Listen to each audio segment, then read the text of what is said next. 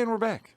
I got Thank you for you. joining I us, got you. everybody. I got My name you. is Donovan from Salt of the Streets. This is episode 150, part 4, the official grab bag. But I also take that. There Thank you go. This is Colin. I'm Colin. And we are happy to have you guys here, of course. This segment and every other segment is brought to you. You have to turn it on 5 clicks. These newfangled ones will turn off after like 5 minutes of non-use. Smart. Yes.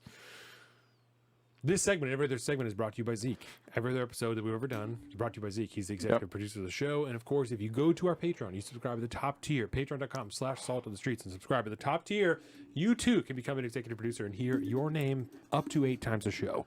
It's going to be incredible, maybe even more than that. I mean, minimum of 4. Zeke. Could be 9 or 12. Who knows? Zeke's the man. Executive producer Yes, himself. there are other benefits as well. And of course, if you go there and you become a patron at any level and there are things that you would like to see in there that you do not see, let us know. We're always willing to add more things. What? When you said, do you Nazi? Oh, I was like, that's hilarious because you just said Nazi. But also, we'll talk about nobody else Nazis. it. We'll talk about No, we don't talk about Nazis in the Patreon. The patch is not, it's Nazi free. You can find all of this at saltofthestreets.com, including our Instagram at Salt of the Streets and our own personal social media. I'm at Salt of the Street on Twitter and at alpaca_Donovan on Instagram. And Colin is at Big Bird Offie on both of those things. Indeed, I am. We're in the grab bag. So we're going to start with some Joe Rogan talk. Rogan Yes, is trending. he's right? trending right So- now on the Twitter's machines. So there was a Vice article that comes out that says Spotify has stopped even sort of trying to stem Joe Rogan's vaccine misinformation. Peter Hotez, who's a big vaccine guy who's been on Joe Rogan before. And Twitter's already fixed it. Look at this, look at this, look at this. They've already fixed it. He's not even in the trending tab Well, there right you now. go. For fuck's sakes, Twitter. So- Elon, you got to fire everybody and redo everything. There's too much hidden shit that's happened on Twitter since he took over. It's just, he doesn't have control. There's too many fucking, what do you call those? There's cells within Twitter that are still acting against him. Yeah. It's not okay. So Peter Hotez quote tweets this and says, "It's really true. It's just awful. And from all the online attacks I've received after this absurd podcast, it's clear many actually believe this nonsense." And this is in reference to Joe's episode with RFK Jr. Have you listened to that yet? I haven't. Neither have I. Yeah, but Sounds like I'm going to I have probably will tomorrow. It's a very, it is controversial. It is substantial. It's all the different things. Apparently, this is one that we definitely need to hit at some point. So Joe Rogan sees this and he quote tweets that one and says, "Peter, if you claim what RFK Jr. is saying is misinformation, I am offering you $100,000 to the charity of your choice if you're willing to debate him on my show with no time limit." And Peter Hotez quote tweets that and says, "Joe, you have my cell, my email. I'm always willing to speak with you." So Joe says, "This is a non-answer. I Yes, it challenged is. you publicly because you publicly quote tweeted and agreed with that dogshit Vice article. If you're really serious about what you stand for, you now have a massive opportunity for a debate that will reach the largest audience a discussion like this has ever had. If you think someone else is better qualified, suggest that person." Holy shit. Joe don't Yes. fuck with Twitter like that, bro. No. He's really upset that Yes. he actually posted that. He's And got to be then- super pissed off at that. And I think there was something that came after that as well. Oh, please tell me. I need the goods. Let's I need see the. it. This is a fucking. Twitter is my modern day soap opera. This is what I live for. Are you kidding me? This is sweet. Peter Hotez said, "Joe, if you're serious about addressing vaccine, plus the fact that 200,000 unvaccinated Americans needlessly perished during our awful Delta/BA1 COVID waves, including 40,000 in our state of Texas because they fell victims to vaccine disinformation, I want to have that discussion." So, You cannot prove a negative, big shot. I'm sorry that you're already going into this debate hamstrung because you're a fucking idiot. But you cannot prove a negative. You can't prove that those people didn't die because they were vaccinated or not vaccinated. You cannot prove that. and then Peter Hotez says, "And I'm open to a number of different options, but to be pressured to give you an answer on Twitter now with a take it or leave it demand, that's not how I work. Honestly, I don't even think that would be in your best interests. Okay. Go ahead. Sorry. Go ahead. I'm happy to come on and have a meaningful discussion. I respect you and your show and don't want an adversarial relationship. I think we can make some progress." Okay. So he's being a bitch Yes. because the only ask was for you to come on the He show and doesn't want debate. smoke. He's not He prepared. he's not. No. Yeah, he doesn't have his respirator on. He can't handle the smoke. because he's turning that whole thing around to be like, well, I'm not going to explain myself on Twitter. Bitch, I'm not asking you to explain on Twitter. I'm asking you to come on the show and debate RFK. I told you I would give you how much fucking money to whatever charity you want. $100,000. Oh, and then Joe quote tweeted that and said, again, I'm going to ask you very clearly, Yes. are you willing to debate Robert Kennedy Jr. on my podcast? And I'm not going to do that. Blah, blah, blah, blah, blah. What Yeah. a fucking bitch. It's funny now that, like, so Joe might not be trending anymore thanks to the fucks over at Twitter that still fuck up the system. But it asked me who I want to follow, and it's Professor Peter Hotez. Hilarious, isn't it? Oh, this is the dude. Okay, so let me just say this because it's grab baggy. I'll just show this here. This comes from Brandon Caserta. He was one of the guys hemmed up in the Gretchen Whitmer kidnapping plot, Okay. and who just did an episode of the Culture War podcast over at Timcast. Nice. Highly recommend everybody watch this. Very, very interesting conversation about, like how the feds essentially will create entire networks of informants to entrap one person or two people or something like that. It's something we've all been kind of witness to over the last few years. We've talked about a couple of the situations on the podcast itself, but this is an actual guy that went through it and got acquitted in the court process, and he talks about his whole story, the whole journey, joined with a documentarian, a gal that's making a documentary about that whole thing, and I'm like an hour and a half into it. I've gotten about half of it down. It's fucking fascinating. And considering the topics that we do talk about on here, primarily with, government corruption, overreach, the FBI and the CIA essentially trying to like jail anybody they possibly can and entrap them into that. It's so perfect. The whole conversation is so fantastic. So I highly recommend everybody go watch that. So I have another update really quick. Oh my God. It's happening so fast. I'm so excited. 3 minutes ago, Rogan tweeted at him again because Rogan has a screenshot from a tweet in May from Peter Hotez of Peter Hotez quote tweeted Tucker Carlson's video about like we're back, where he's going to go to Twitter. And Peter Hotez says, I'm quite concerned about the Elon Tucker link. Then fold in Rogan and RFK Jr. and it becomes a pretty formidable coalition with neo-fascist leanings. In some ways darker or perhaps more dangerous than Trump, in my opinion. Awful. I just hope Team Biden is preparing. So Joe tweeted that and said, are you sure I'm not part of a because he quote tweeted Peter Hotez's tweet saying, I'm happy to come on and clear the air. And Rogan said, are you sure I'm not part of a coalition with the neo-fascist leanings? Seems like that's what you really think or what you're projecting to the masses. Whoa. Are we sure Rogan didn't get hacked? It's not. This does not seem like his usual The Twitter fire's scam, crazy, dude. yeah. He done pissed somebody off. Oh my gosh. I'm really excited about this. Look at this. This is breaking grab bag news right here. This is going to be fantastic. That's I really fire, bro. hope we got to follow these people. We got to make sure if this actually happens, oh my God. It'll be 2 weeks between now and then. So like the next time we're together, this might have actually happened. I guarantee you RFK Jr. would be there at any time to come do this fucking debate with this person. I would love to see that. But, Oh, hold on. Holding on. There's more here Oh because my there was God. apparently a tweet that was deleted because Rogan Who deleted the tweet? Hotez, Oh, yeah. when he quote tweeted Rogan saying the $100,000 offer. Okay. First, Hotez said, be serious, Joe. That's what you throw out for your hunting buddies on a weekend. A $50 million endowment, which you /Spotify/RFK Jr. can easily afford. Not for me, but so we can continue making low-cost, patent-free vaccines for the world's poor, preceded by RFK Jr.'s public apology.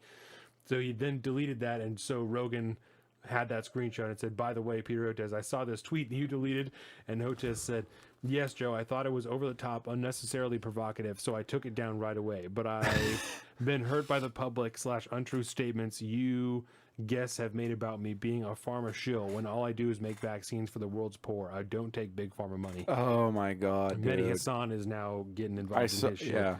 I just retweeted some of your stuff He's that a you've fucking been. fool, dude. You're like in the Twitter zone right now. Yeah, nobody needs to listen to Mehdi Hassan or anything that he has to say because he's a fucking idiot. Yeah. Yeah. there you go. Yeah. There's the actual Rogan tweet there, bro. I'm just so fascinated about this. I cannot wait to listen to this fucking episode. I'm probably gonna listen to it tonight, to be honest with Yeah. you. I got nothing else going on tonight. It's gonna be a while, but Potter the Husky YouTube, you guys made it to my front page. Yo, yeah, let's we fucking did go! it. Let's fucking go! We're doing this. What's up, dude? That's awesome. Fucking doing this, bro? Oh, that's just what happens when you live stream for 5.5 hours. That's They what you instantly just pop you up a little bit in the That's what you algo. get. That's why we do this. All right.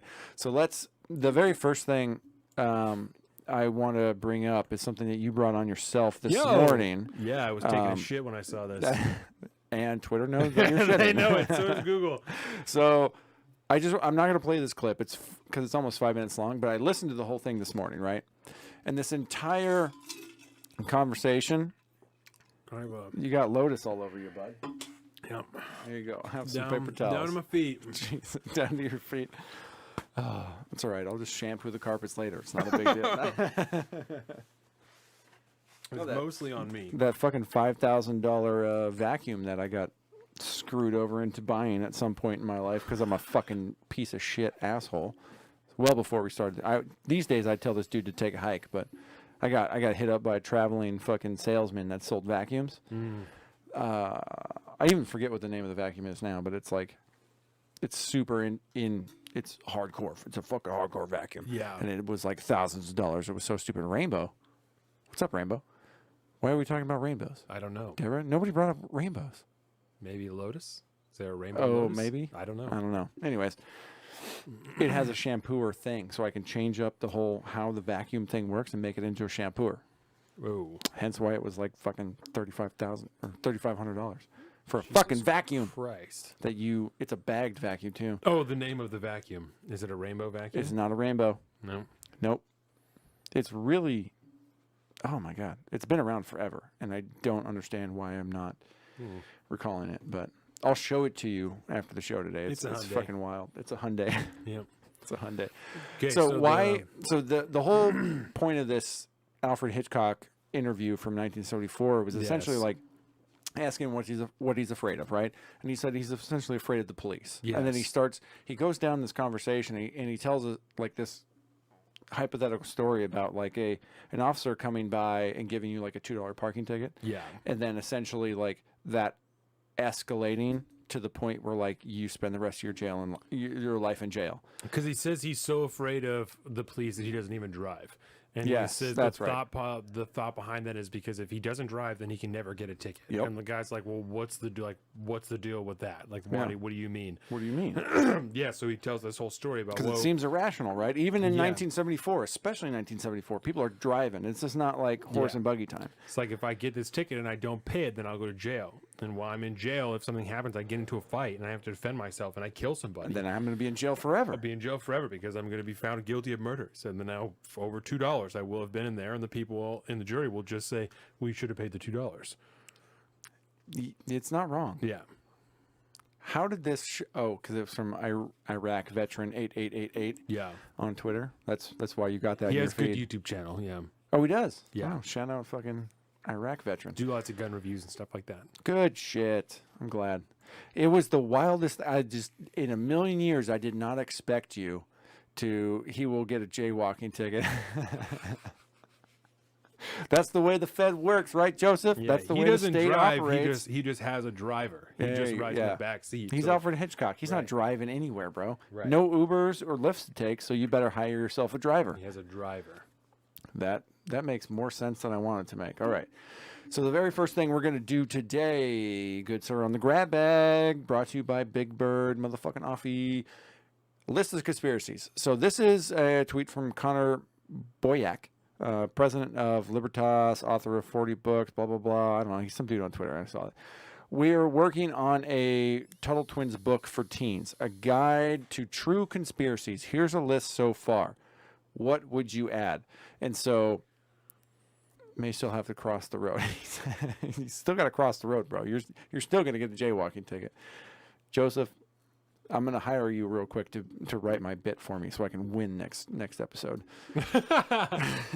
So we've got a list also of cheating. conspiracies here. So I want to run through here because I recognize most, but I don't the goal here is I'm going to name you a conspiracy listed in this table of contents, and I Okay. want you to give me, if you know it, give me the most elevator pitchy thing about what this is. Okay. So what is this thing? So the first one on the list of conspiracies, because I remember now we have audio listeners, Yeah. and even in the, I will say this, I was talking to somebody that recently became an audio listener, right?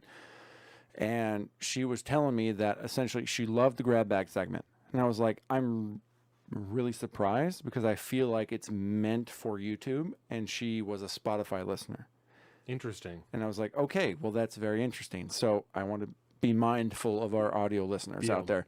But it's a list of conspiracies. They got no page numbers yet because they're still in process of writing the book. But the first one is the NERA and the Iraq War. I don't know about NERA, but the Iraq War definitely was a conspiracy. Right. Yeah. I don't know the first name. I don't know that name, but I'm certain because I don't know, like, I'll Google it real quick just to, I don't know, because it like, might make sense to us if we saw it. Yeah. Yeah. I don't know the deep stories behind, between like Saddam Hussein and that type of shit. Like, I Yeah. don't, so, But as far as Iraq War goes, is that a conspiracy? And if it was, tell me about why you think it's what the conspiracy was. Yeah, you could call it that. I mean, to the same effect that that the Vietnam War was, or any long-term war that we're involved in. That Kind of like false flaggy type yeah, situation. yeah, we armed people that we ended up going to fight 20 years later. And you the know? conspiracy was the Weapons of we mass destruction. caused the problem, and then we had to come up with WMDs to go to war. Okay. Right. Initially, yeah, we outfitted the Mujahideen with Mm-hmm. weapons and training so they could repel the Russians from their invasion into the Middle East. After Yes. that, those same group of people became and armed or grouped up with the Taliban and various other terrorist Yeah. groups to supposedly help plan the 9/11 attacks, in which 2 of our towers were taken down and all the things. And then they There's had 3 weapons of mass, technically. and then weapons of mass destruction, and they were gonna, their There was the whole Hussein was- anthrax thing. Yeah, Hussein is gassing the Kurds. He's in mustard gas, and so that's the first Desert Storm that we went in there and did that type of shit, and then we just never left until a Funny couple years how- ago. Because the whole mustard gas thing, essentially, I think in my mind, predated the Syrian Assad is gassing his people type of thing. Yes. And then the minute we turned around and tried to say Syria gasses people, like the general, I don't know what it was exactly, but we'll just say the public at large, for lack of a better term, did not support the idea that Assad was gassing his own people enough so that we could go directly to war with Syria. We had to go around it through a proxy war. We still Right. got there by the end of it, but like the whole gas attack thing on the civilians didn't work from Saddam to Assad. Yeah. Assad, the Syrian president at that point. And then we found another way, and then we just did proxy war shit, and then we still have troops in Syria. So, Right. but so they got it at the end of it. But what was the evidence of WMD? Amen. There was no evidence, bro. Come on now. No, just reports. This Yeah. is reports. Intelligence Reports tell us, Yeah. And then all a lie, sorry, weapons of mass destruction, a freaking video of a truck. Yeah. That's hilarious. Okay, so we did Iraq War. Now, Operation Mockingbird. And Mockingbird, I believe, has to do with implanting stories like propaganda stories in the media. I believe is what that has to do with. It was like direct CIA involvement in what stories the media ran Yes. with, and Yes. and along with fake stories and all that for propaganda. Yeah. Operation Paperclip. Paperclip is using Nazi scientists in NASA so that we could go to the moon and do all the shit. And come up with a nuclear bomb. Correct. It was the World War Oppenheimer, II right. era. Get all the Nazi scientists over Right. here. Oppenheimer, so Yep. quite obviously not a traditional American name, did in fact help us create the nuclear bomb. I love our audience. Deborah, Joseph, we live for you guys. Come on now. Okay, Gulf of Tonkin. Gulf of Tonkin. Easy, you know that yeah, one. it's the false flag event that brought us into the Vietnam War. Operation Sea Spray. I actually don't know that I don't know one. that one either. Yeah. I don't know that one either. Let's see. I'll go ahead and talk about the other one because I know you know that. So just Google real quick. Okay. Operation Sea Spray. Definitely a conspiracy theory proven true. Amen, Joseph. But Project MK Ultra, bro, this actually got recently brought up because of the death of the Unabomber. Yes. I don't remember Ted his name. Kaczynski. Ted Kaczynski. Because there was a fringe aspect of online libertarianism that really was like, yo, Kaczynski was based because of his manifesto and stuff like that. His views on technology. Yeah, talking about specifically. technology and the fact it'll be used against us, and the fact that we're here now, and all those things. He wasn't a lot wrong of the, about that. He wasn't wrong about that. He wasn't wrong about a lot of things that he said in his manifesto, but also, Bombing people some wild shit. yes, Leaving yes. random We'll bombs just say, outside of buildings and shit. yeah, just because you can identify something in a psychopath's manifesto that are true doesn't justify the existence of the psychopath Yeah. and his bombing reign of terror and all that good shit. So we could still say fuck Ted Kaczynski, but also some of the ideas that he was upset about were not wrong, and that's okay to understand and to identify. CIA again, Deborah says, Mockingbird, that's right. Yes. It's just, yeah, a lot of this stuff, we got to go back to the creation of the OSS after World War II. That's And the CIA precursor, baby. yeah, that's right. And then just really just get in there. But MK Ultra, you're talking about the Manson killings. Yep. That's MK Ultra. Ted Kaczynski. Yep. yeah. And so these were A lot- LSD. the dude who shot JFK, and then the guy that killed Yeah. the guy. You know, the Jack Ruby is the name Jack of the man Ruby. who shot. the Jesus yeah, Christ. who killed JFK? The whole fucking. Mhm. It's a three name. It is. For fuck's sake. This is like my thing. Harvey Like, Oswald. Lee Harvey Lee Oswald, Harvey Oswald. yes. There it is. Fuck. Yeah, and so MK Ultra were government LSD testing in which people were like not just given doses of LSD, they were given like Thank you, Deborah. Lee Harvey doses Oswald. of LSD, like Yeah. immense amounts of LSD, and then in some cases turned onto the public. Sometimes they were Yes. just observed. Sometimes they, yeah, I mean, so there's question about like sleeper agent type of stuff, you know, whether or Yeah. not they were able to accomplish Oh, that fuck. type of thing. Yeah. But it unquestionably fucked with the people's minds that were involved in those experiments. Yes, and I should have asked about this. I should have thought about this when when you were creating the new stack for the book club. I should have tried to offer this as a book in there. But Chaos, Joe Rogan talks about it all the time. He had Tom O'Neill on the podcast talk Okay. about it, the author of it. But it goes through because he started to do a fucking piece in a magazine or something like that about Charles Manson and the Manson murders and all that stuff. And then it turned essentially into like a massive MK Ultra type of thing. And this is like the definitive work to date on the CIA and the secret history of the 60s. It's all about MK Ultra and all that good shit. Well, this so is a I got to tip- check that shit out. This is a tip for you and everybody else who's listening to the show. The best way to get a book into next year's book club stack is to buy me that book. Not during book club time. It needs to be a book that's bought throughout the year, so I put it on my shelf. And when I'm going to craft the next year's stack, because I always start with my own books first. I Yep. start looking through all my own books, the ones that I want to read, and things that I think would fit into the book club, and things that are going to be like the right page numbers. So that's the best way to get it into the book club. Is to, is It to might buy be too long for the book club. to buy it at any given. Well, we've Yeah. done the double month thing. We now, did, so yeah. it's not yet. As You've long broken as it's the not, barrier. 900 pages. It's not too long for the book club. It's 528 So, pages. Yeah, that's not. And I mean, this That's one, probably like I a said, 2-monther. This one is 520 something. So that's a 2-monther if it's a thing. This one is 583, Mm-hmm. and I am currently. It is the. Either this or I'm going to buy it on Audible and then just write a piece on it next month. It's the 17th of June, and I'm on page 276. So I'm over halfway done, or just about halfway done with this book. That Ambrose shit We're writes 16 itself, days doesn't in, it? So good. I read the Band of Brothers, the actual Band of Brothers book that he did. It was so fucking good. Operation Sea Spray Yes. was a 1950 U.S. Navy secret biological warfare experiment in which 2 different chemical bacteria were sprayed over the San Francisco Bay Area and California in order to determine how vulnerable a city like San Francisco may be to a bioweapon attack.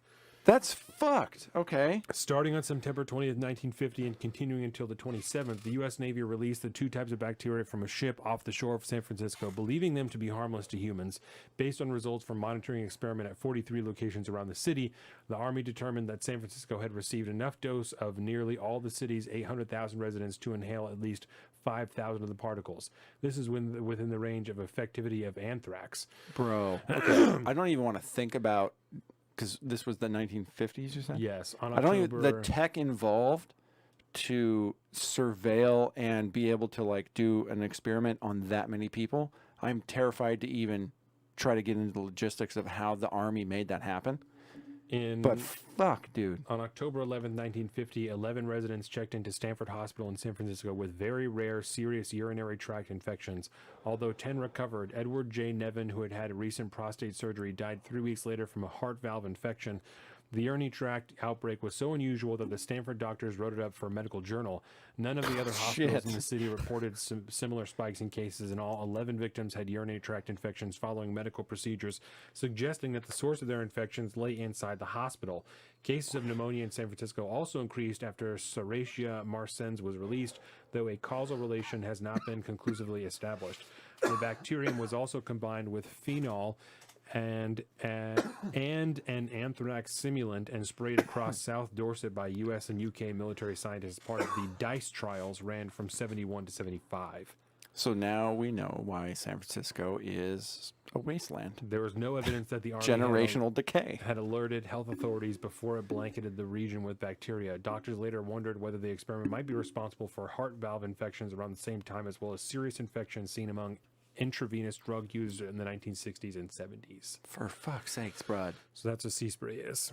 Okay, MK Ultra we Tuskegee did that. experiment. They injected the Tuskegee Airmen with sexually transmitted diseases like syphilis, I think, I think it was syphilis. just to see what was going to happen. Yeah.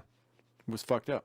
And we wonder why. Okay, Operation Fast and Furious. We know that one. Yes, Fast and Furious. that was during the Arm the Obama cartels. administration. That's right. They took American guns with serial numbers and sold them to the cartels so they could try and track them. Those guns were then used to kill American citizens. Operation Popeye. I don't know this one. I just looked it up. Operation Sober Popeye, Project Controlled Weather Popeye, Motor Pool Intermediary Compatriot was a military cloud seeding project carried out by the U.S. Air Force during the Vietnam War in 67 to 72. This is where modern day chemtrails come from, I The think. highly classified program attempted to extend the monsoon season over specific areas of the Ho Chi Minh Trail in order to disrupt North Vietnamese military supplies by softening road surfaces and causing landslides. And now Saudi's using it to like make forests in the desert. Yeah, the That's chemical weather wild. modification program was conducted from Thailand over Cambodia, Laos, and Vietnam, and allegedly sponsored by Secretary of State Henry Kissinger and the CIA without the authorization of then Secretary of Defense Melvin Laird, who had categorically denied to Congress that a program for modification of the weather for use as tactical weapon even existed. So that's okay. So this is really interesting. This is when because the big black book projects really started, was during Vietnam.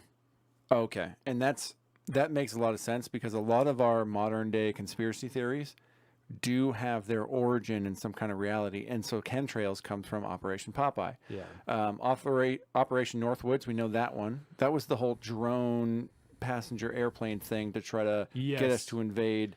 That was during Cuba? JFK.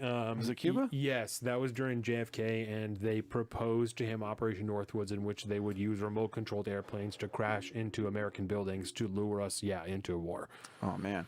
Okay, and then sugar fat studies, we know that much. The U.S. government they essentially looked at the sugar companies to do their own research on what sugar does to you Yes. and what fat does to you, Corn and then syrup. those companies then bought and paid for all the studies, bribed a bunch of then the picked- scientists or whatever, and said, Pick yeah, which ones they would use. yeah, I said, okay, those are good to say that fat's bad and like carbs are good. So that was the sugar fat. So that's why everybody in America is obese and our food is poison.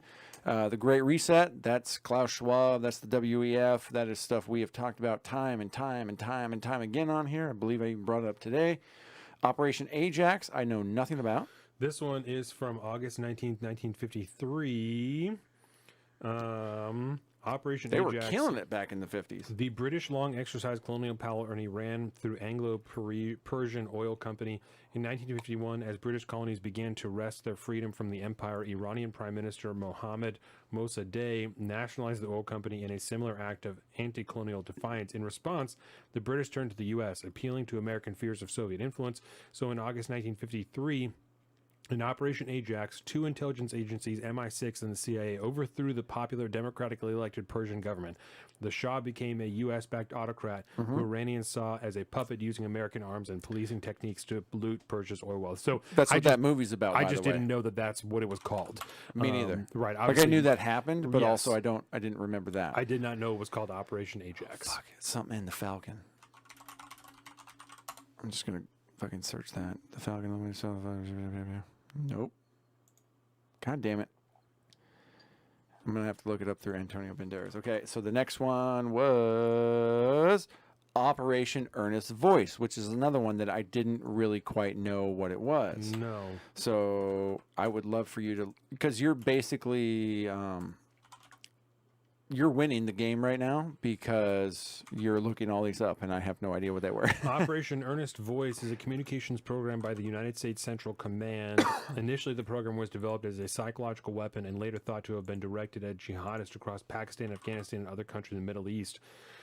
OEV was first used in Iraq. In 2011, the U.S. government signed a $2.8 million contract with Intrepid web security company to develop a specialized software allowing agents of the government to post propaganda on foreign language websites. The aim of the initiative is to use sock puppets to spread pro-America propaganda on social network services based outside of the United States. So this is just modern day leafleting. Yeah. is what it is. It doesn't work anymore for us to fly around and dump boxes full of pieces of paper over top of towns because no one reads them. So we we'll do it just on social flood media and things like that? yeah. That's interesting. And we'll make it look like somebody else did it. Main characteristics of the software, as stated in the software development request, are 50 user, quote, operator licenses, 10 sock puppets controllable by each user. Sock puppets are to be replete with background, history, supporting details, and cyber presences that are technically, culturally, and geographically consistent. Sock puppets are to be able to appear to originate in nearly any part of the world. A special secure VPN allowing sock puppets to appear to be posting from randomly selected IP addresses in order to hide the existence of the operation. 50 makes sense. static IP addresses to enable government agencies to manage their persistent online personas with identities of government and enterprise organizations protected, which will allow for different state agents to use the same sock puppet and easily switch between different sock puppets to look like ordinary users as opposed to one organization. 9 private servers based on the geographical area of operations the customer is operating within, which allows a customer's online persona to appear to originate from. These servers should use commercial hosting centers around the world and virtual machine environments deleted from each session termination to avoid interaction with any virus, worm, or malicious software. So it's like a constant use of VPN type things to be from the country you're going to spread disinformation in. Yes. Immediately followed up by a new account at the same place and blah, blah, blah. That's, and you can have 50 people with licenses that have 10 sock puppets a piece, so that's 500 active at any given time. which is fucked up because it's basically just an updated, modernized Operation Mockingbird. Yeah, so Except instead of through the media, it's through social yeah. media. And I mean, 500 accounts is more than enough to Oh, yeah. to be switching consistently and, Oh, yeah. and enough to get something trending. You Yeah, know? you get something trending, or you organize things like on Facebook. There was all those things back during 2016 and stuff with the Internet Research Agency. Yeah. That like formed all these Facebook groups to have opposing Facebook groups and put them in the same place. It's like very akin to that kind of thing. Okay, so that's Earnest Voice now. USS Liberty. The USS Liberty incident was an attack on a United States Navy technical research ship by Israeli Air Force jet fighter aircraft and the Israeli Navy motor torpedo boats. The combined air and sea attack killed 34 crew members, wounded 171 crew members, and severely damaged the ship. At the time, the ship was in international waters north of the Sinai Peninsula, northwest of the Egyptian city. Israel apologized for the attack, saying the USS Liberty had been attacked in error after being mistaken for an Egyptian ship. Both the Israeli and U.S. governments conducted inquiries and issued reports that concluded the attack was a mistake due to Israeli confusion in the ship's identity. So more like that one's real similar to like Gulf of Tonkin type of situation, except Yeah. it might have been an accident that was seize on the chaos type of thing. Yeah. And Looks then like there's a pretty Lengthy. Wikipedia entry about this. So I Okay. think there's probably some more details that go along with it.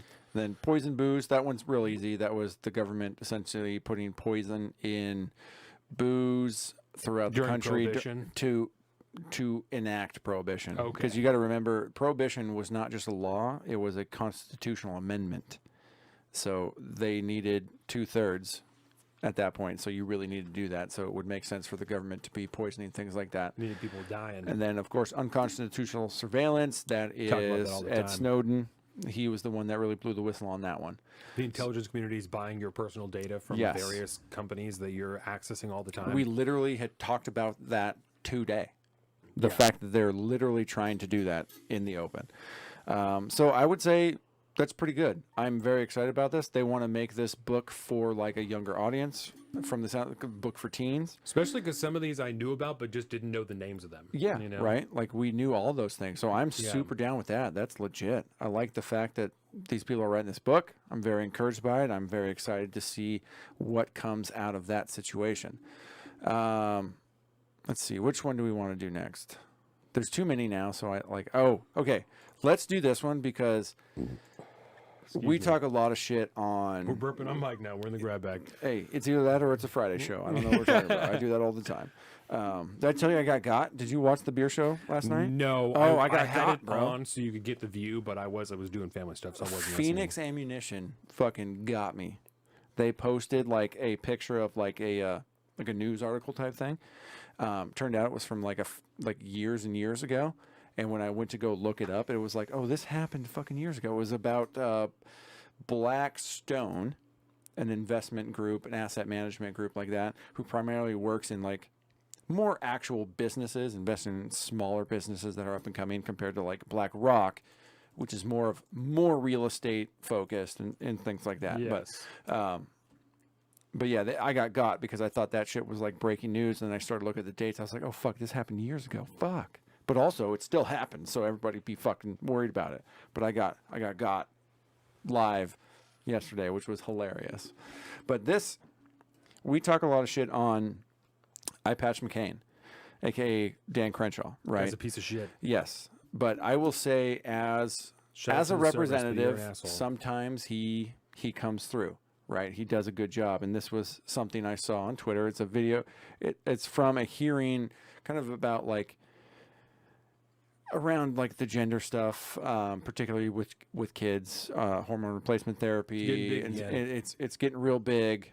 There's a big push on kids, and people are asking like, where's the studies? We need to look at this. We can't just be blindly affirming all child's genders and things like that, which has resulted in like Washington State passing the law that allows kids to we're like a sanctuary state for child. We covered that a few gender, episodes yeah. ago. So, but anyways, this is him grilling somebody over that, and We it gotta was have Josh in again. School year's over. We gotta have Josh back. let's go. And then obviously, we'll talk a little history because that's me and Josh's thing. Yeah. He's awesome. Okay, so a little redemption for iPatch McCain. You've said that we've cherry-picked data. How do you mean how do you mean that? So it is very unscientific and flawed to pick a single study or a single statistic and to discuss it in isolation. Totally Like the agree. federal Medical government did experts are during able to- COVID, right? Yes. That's exactly what they did. Yeah, and it's But the that's same exact thing, unscientific. and now it's opposite. Yeah. Because this, Talk about all of the evidence as a whole. Totally agree. So it's good to look at systematic reviews, right? That's the gold standard of evidence when you're trying to understand whether something works or whether it doesn't. So the British Journal of Medicine looked at 60. one of the fucking dweeb staffers he has behind him. Yes. I love that more than anything these days when I watch C-SPAN videos. Who are the staffers that are giving him the stuff to talk about? Also, Because that's how that works, right? let's talk about his eye patch for a second. It's legit. As The fuck. eye patch is sick, right? Also, this might be fucked up, but we're in the grab bag. We're doing it, right? So there was the I'm so one excited. picture when he had Chris Evans, who met him, and he had the Captain America glass eye on. Mm-hmm. So, do you think? God, I wonder if I know anybody with a fake eye, because I'm interested, like, why the eye patch as opposed to different glass eyes. If you can get cool ones that fucking look different, like, I'm sure that's Mm-hmm. distracting, you know. But if you're popping in different glass eyes, like, why not just rock a glass eye? You know? It's probably like choice. I wouldn't want it. Yeah. I feel like you I'd think it's rat- uncomfortable. I definitely. It might be. You know. I mean, I don't know, but also. He's at a very World Economic Forum eye patch. He looks like a Bond bad guy. Can like you a Bond okay, villain okay, so- doesn't have one that goes across anymore. Yes. It's just a solid piece that sits in the eye. Yes. So picture this. Klaus Schwab in his fucking spaceman alien outfit. You've seen that? Where he's like, Yes. looks like a cult member. Yes. But now, throw that eye patch on him. I wonder how it stays. You could not get more. You wonder how it stays. Don't ask him how he keeps it in. Is that a it's- fucked up question? How do you No. keep your eye patch on? No, it's a I line. don't mean for here. I mean like if you meet It's him. a line from one of my favorite movies from the 40s. It's Frank Sinatra movie about the OSS in not Laos, Cambodia. dealing with the Kachins back then, Okay. fighting again, and then like the whole thing. But adhesive. Deborah says. no, Right. but yeah, there's a whole thing. One of the guys wears a monocle. He's like a British dude, and they're Yeah. sitting down at dinner, and they're like, our goal tonight is we're not gonna come in here and get fucked up. We're gonna drink long and slow and consistent, and we're gonna make this a fucking night. And the first thing they do is they sit down, and this gal, Gina Lollobrigida, sits down, Okay. and a 1950s Italian dime piece, and love interest of Frank Sinatra at that point, and she goes, he like reaches over, he's like, don't ask him how he keeps it in, because the monocle, and she goes, well, how do you keep it in? And he's like, oh my God, okay. And so then they do this whole thing where he punches him in the face, he falls over, and he's like, I still fucking got it. But don't ask him how he keeps it in. There's like a little compression type thing that goes on here. Yeah. He sticks it on, and it's like, you ever had those roll-up sunglasses from the fucking eye doctor back in the day when they dilated your Okay. eyes and you put those on? Or like a wrist fucking, Yeah. slap bracelet or whatever. It works the same way. It's got a little bit of compression on there. So it Interesting, just bro. slightly pulls in, and then it just enough to grab the skin and hang on. And then you look like Samuel L. Jackson in all the Marvel movies. That's wild. So anyways, That's We tense. carry One, on. systematic reviews with the conclusion that, quote, there is great uncertainty about the effects of puberty blockers, cross-sex hormones, and surgeries in young people. Journal of Endocrine Society came up with the same conclusion, even the American Academy of Pediatrics. They all cite the lack of evidence. And so here's the thing. If you're doing a therapy and it's, temporary, whatever, fine, maybe let's try it. Let's see if it works. But when you're talking about permanent physiological changes, do you not agree, just from an ethical standpoint, that you might want extremely strong evidence of the benefits? And there is no systematic review that states that there is strong evidence of benefits. so he's talking about, again, just because we got a little sidetrack, he's talking about, like gender-affirming care, as it were, hormone replacement therapies, things like that, and having zero ill effects on young people going forward. There's no studies, there's no nothing. There's a bunch of studies looking at all the evidence, and in these quote-unquote, reputable journals, they all say, like, this, there's no evidence to say that this is a good idea. That's the question he's asking. Sir, are you aware of how the quality evidence grading system works and how it's applied? Yeah, we read through it. That's why I'm citing these journals. So which journal says something different? We should have that debate. Tell me a journal that has done systematic reviews that cites different evidence, that cites strong evidence for benefits of these therapies. The standards of care were developed based on extensive. Standards of care. You're not telling me any journal, you're not telling me any study. Don't say That's not standards what of care. Yeah. So Tell me one. the standards of care. That's the standards of standards care. of care. That's Yes, that's standards that's of This not is a literally journal. the whole That's thing. not. So The policy that we've written, Does- that's what it's- says that it's good. it's not really a policy. This is just, it's a generalized practice, the standards of care at the time between whatever consenting authorities decide to say, this is what we do. And the only people that are going to be doing those are like the activist type doctors and psychologists you see in documentaries like What is a Woman? When there's a bunch of people doing gender transition therapies on younger people, those are the only people doing those. Or people so who, who want do to you keep their go to certification with the AMA. If you're a doctor who doesn't have in a like choice. California and stuff Right. like that, and then they're obviously going to like affirm all that shit too, and they're going to be on Right. there, and so that becomes what is the standard of care, which is not a peer-reviewed study in any capacity, It's just we or a fucking require it. meta study or anything. Like Right. you can't even get to the bullshit study type of study that studies other studies because there are no studies going on. This is just what the people that are doing the thing are doing. Right. And so I hate to give it to Eye Patch McCain, but when you look at his line of questioning and how he's getting to the points that are needing to be pulled out here, it was pretty good. He was pretty good right here. And you Yeah. can't deny that. and that's solid, and I'm glad that is happening.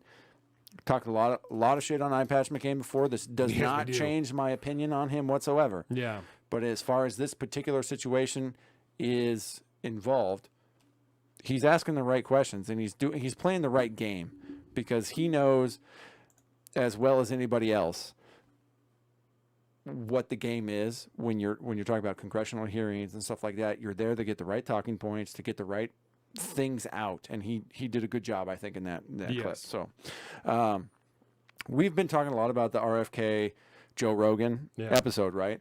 And none of us has watched it, I'll probably so tear this up is on going to the be way great. home. But this is a compilation somebody made. There's a lot of these now floating around, where they cut up scenes from various episodes of Rogan and put people in having weird ass conversations and shit like this. And this is RFK Jr.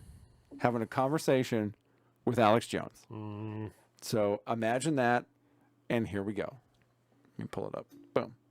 But beyond that, it's a microwave relay system that can manipulate. Wi-Fi And then- radiation opens up your blood-brain barrier. And so all these toxins that are in your body can now go into your brain. So he's just agreeing with him, right? But like saying it way better. every time I bring up a f***ing subject, you know all about it. Yeah, of course. What is it? You know, I'm not going to get into it. The point is that, They took male frogs, gave them atrazine. God f***ing damn it, I'm getting pissed now. You're making the frogs gay. That's such a good clip, dude. Oh my god, it's so funny. That's awesome. He's like, I'm about to say turn the frogs gay, and he tells me exactly what I'm going to say. And I'm, God damn it, That's so That's awesome. so funny.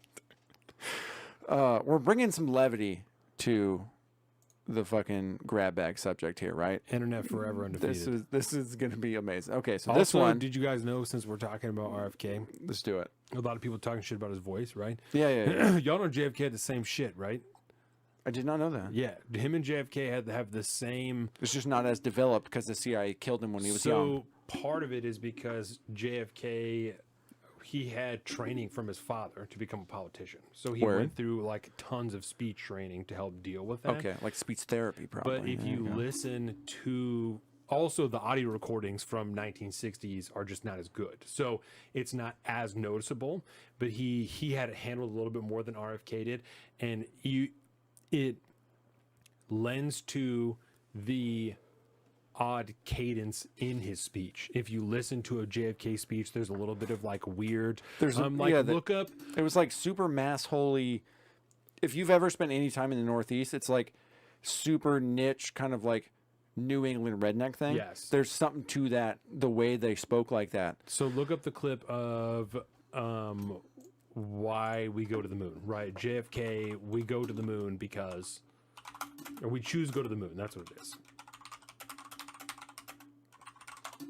Yeah, let's watch some of this. This shit might fucking give me some tears, to be honest. YouTube. There's some of this stuff. There's also we choose to go to the moon. like a clip of George Bush at Ground Zero. I don't like that one. When that one almost, I mean, if I get it. depending on yeah. the day, I will drop a tear when real. he's given his speech, because I know you know, but now we have to tell everybody else. Yeah. When he's given a speech at Ground Zero, and he's using, I don't even think he's using a bullhorn. I think he's just talking. He's just talking. And someone says in the background, like, "We can't hear you," and he says, "But I can hear you." Yes. And it's just such a fucking perfect, like, America moment. There isn't a more perfect thing that a leader of the nation could have chosen to say at the time other than, "I can hear you. I know what just happened. We're all in this together as Americans. I can hear you." That's I mean, it's a so masterful, good, dude. masterful choice of words. yeah. It's so okay. So let's just reflect on this before we dive into this, son, because it's an interesting topic. You know, you and I mean, we have. I mean, I have my own thoughts about the validity of the federal government and things like that, man. But at the end of the day, you know, when you think about like in a utopic view or like a perfect world, what the office of the president is supposed to be. Yeah. Like he, at the end of the day, yes, he's supposed to be the executive that executes the thing that the legislative branch does. Cool. But also, you know, when it comes to foreign policy and just vibe of the nation stuff, like he needs to be a leader. Yes. Right. And he or she. I feel like, well, like, because like never before, but also like Tulsi's a leader. I'll say it. Tulsi Gabbard. Say what you want about her politics. I have my own choice words about that. But like when she talks, she's powerful. She's present. You know, there's a lot to that. She could be a leader. George W. Bush in that moment was a leader. Don't ask me about that. I got no ends of shit to say about how terrible the Bush era was. George Bush is probably single-handedly, his administration is single-handedly responsible for where we're at today. Major player. Huge hand. Yeah. Major player, right? So tons of shit to say about that. But at a certain point, when a leader needs to step up and be the figurehead, be the leader of a nation, whatever, you know, embodied moment that you need to fulfill, whatever, you know, where you need to be large. You are not a human anymore, bro. You have to be a voice of a nation. That's not you as a person. You cannot be a person at that point. You have to do that thing. It needs to be powerful. It needs to be profound. It needs to capture everybody. George W. Bush did it in that situation on 9/11. I hope JFK does it in this "We choose to go to the moon" speech. I feel like JFK did it a few times. Lincoln did that type of thing. Yeah, in the movie, and it was fantastic. Well, what makes me think of that is last night I was reading. I was up late. Jordan's doing baking stuff, so I was reading, and then I was reading about the beaches of Normandy being stormed. Right. Ooh. So I started to watch. That's powerful. Saving Private Ryan, because I was like, I just want to let me get some visuals of this now because I'm reading about That's it. the first 15 minutes of the movie. Right. And then there's a scene Powerful. right when the mission to go save Ryan starts to kick off, right? Okay. And at After he grabs Upham, that poor bastard. yeah, at battalion headquarters, there are all the commanding officers that are discussing it, right? There are the ladies writing the letters, and then Yes. she goes and talks to her commanding officer, he goes to his, and then he goes to his, and then they're talking to the general. Oh, man. And they're debating about whether or not they should go, and this guy's dead, we don't even need to go there. And So he's got brothers over there. the Oh, general pulls a letter from Abraham Lincoln. yes. And he doesn't say who it's written by until the end, but he starts to read it, and 3 lines in, you're like, it's fucking Lincoln. There isn't another person who writes Like this that. way, especially from the government. Like, this is Lincoln. And then he reads the whole thing. The last third of it, he has it memorized, you know, and it's about because he puts it down. yes, it's about powerful a mother, fucking movie. a mother who lost 5 sons in the Civil War, and Abraham Lincoln wrote this letter about like, there's nothing that I could say to you that is going to overwhelm the grief that you are dealing with. All that I can hope is that you understand that your sons died for something bigger than them, bigger than you, bigger than all of us, and you deserve this. And so the last third of it he reads to him. He doesn't so even good. read it. He has it memorized. Yeah. And this Abraham Lincoln. And I was like, fucking goddamn right, dude. Yeah.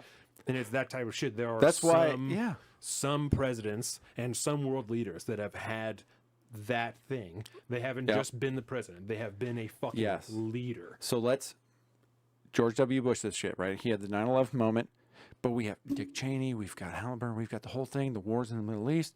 So fucking terrible. But there's that moment where they step above. Lincoln, no difference, man. Like, the more you learn about Lincoln, to realize, you know, the Democratic pushback against Lincoln, when he was like a fascist or an authoritarian, Right. he wanted to be king and all this. He suspended habeas corpus for a portion of the country, which is all sorts of fucked up. We I mean, talk there's all the time about that scene in Right, Lincoln there's because so it's much. because Daniel Day-Lewis is a fucking champion. But Yes. that one scene in Lincoln where he's sitting in with all of his cabinet and they're talking about how they're going to get things done, and he has a monologue about how he is circumventing the Constitution to try and Yes. get this thing accomplished. And I don't want to do this, but I have no choice to do this, and Mm-hmm. I need you to find a way to justify me doing it because it's the only way that I can bring an end to this war. Yeah, baby. And it's such a fucking perfect, just a beautiful, beautiful scene of that. You have to hope there's a conversation that somewhat ended like that at some point in time, because it perfectly encapsulates what we hope the internal conflict was happening, of somebody who recognizes a role that needs to be filled,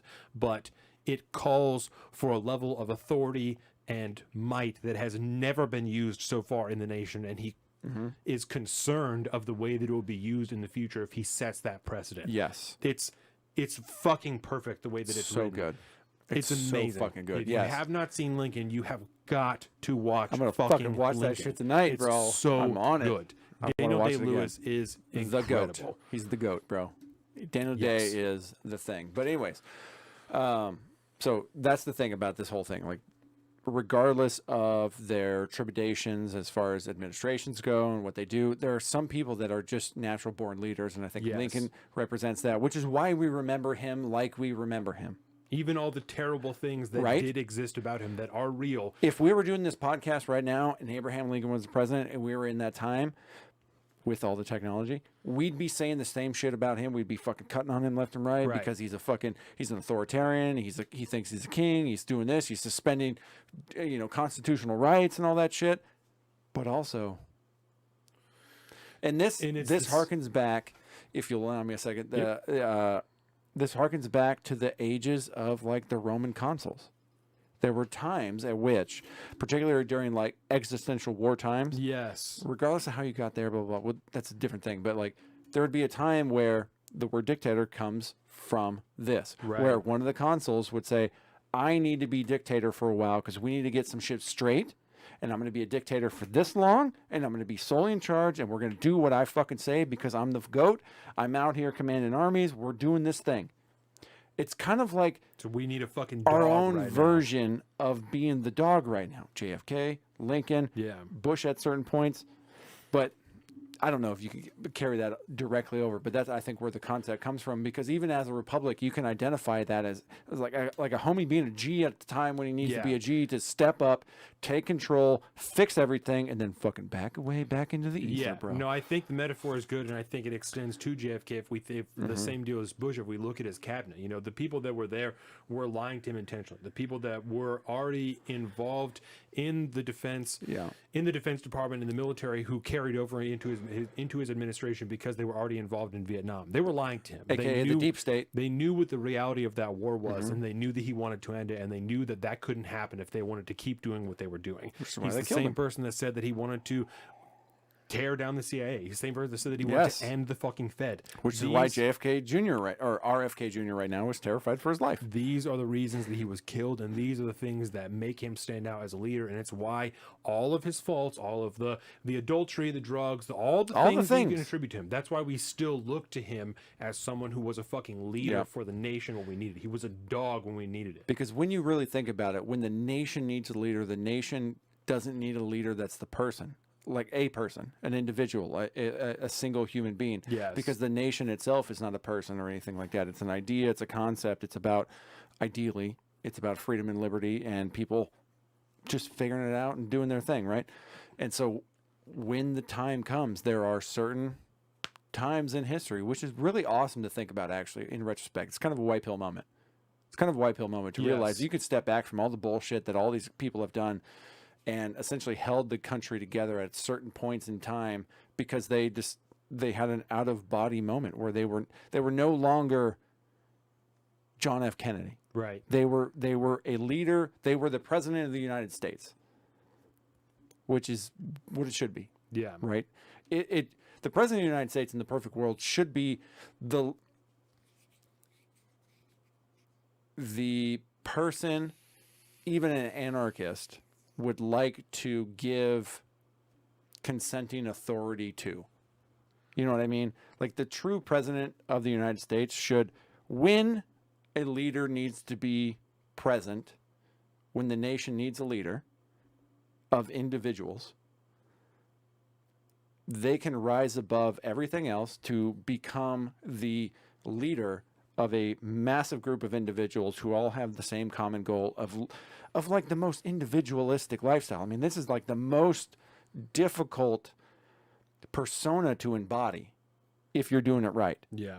And a few of them motherfuckers have for slight moments in time, for small blips, not during their whole presidency, no, nothing, but for like 4 or 5 minutes of their entire life, of the nation's entire life, they were able to rise above themselves and become like a true leader to tell everybody what they needed to hear. And that time, even for the founding fathers, it was never Getting their whole. profound up in this bitch. And I think that you're right. I think that you're right because even with the founding fathers, it wasn't their whole presidency. They were John Adams is suspending free speech for certain Yeah. times. Like you can't fucking say that about the exactly. leaders of the nation. No. That's crazy shit. Fuck you. Yeah. So but that time, I think this is such a beautiful thing that we're doing right now. Exactly. the part of where we're at in the nation, and this is coming from two fucking anti-government guys. Amen. part of the reason we're at the struggle is that time in which presidents have been leaders and not individuals has shortened and shortened with every president that we have had who has been worthy of holding that position. Not president, but of leader. Because we've had tons of shitty presidents that weren't leaders. They were just presidents. They were guys that filled the office. They did the thing they needed to do, and they moved on. Yeah. It's not good. that time frame in which presidents were leaders has become shorter and shorter the longer we have been a country. And that, good sir, is what makes us the most pro-America, anti-government show you know. Let's watch this clip. Fuck, that was good. Let's do this. All right, so this is JFK. We choose to go to the moon. Yes. I should probably turn the volume on. Oh, God, that was fucking gorgeous. But why, some say, the moon? Why choose this as our goal? Yeah, because when you think about how young he is, right, he shouldn't talk like that. Right. I can get where that RFKJ, whatever Yes. disease that it's a genetical disease at something this point, having I to would do with your imagine. vocal cords, and Yeah. so and also, like I said, because of the video quality is not as good, the audio quality is not as good. You don't pick it up as well Yeah. as when he's Well- in Joe Rogan's studio. Yeah, you well, know? and because he's so much younger. Yes. So the disease hasn't had that long because yes, once you listen to that RFK podcast, if you listen to RFK on anything, I listen to him on a few things now at this Yeah. point. He's been on a lot of good shit lately. He knows what he's doing.